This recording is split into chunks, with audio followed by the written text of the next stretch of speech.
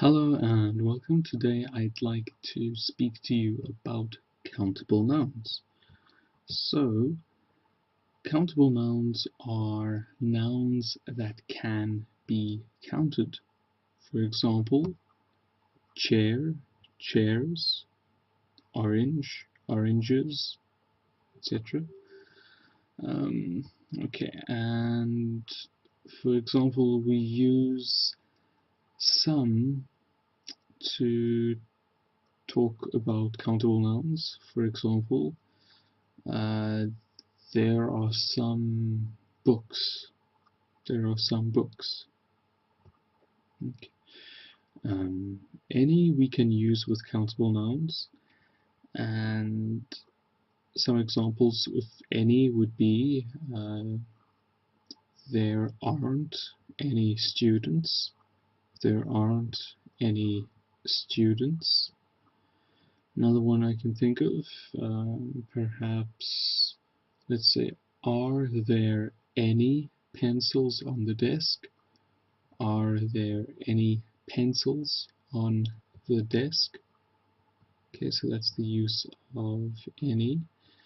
Okay, another one that we could use is not many. For example, not many is used with countable nouns and in negative and interrogative sentences. It's used with countable nouns and in negative and interrogative sentences. For example, there aren't many boys in the class. There aren't many boys in the class. Are there many books on the shelf? Are there many books on the shelf? Okay, so let's think of another example. I can give you a few. A few is used with countable nouns and in affirmative sentences. Okay, we can use a few with countable nouns and in affirmative sentences. For example, there are a few boys in the class. There are a few boys in the class. Okay, so another one we can look at is a lot of. A lot of is used with countable nouns and in affirmative sentences.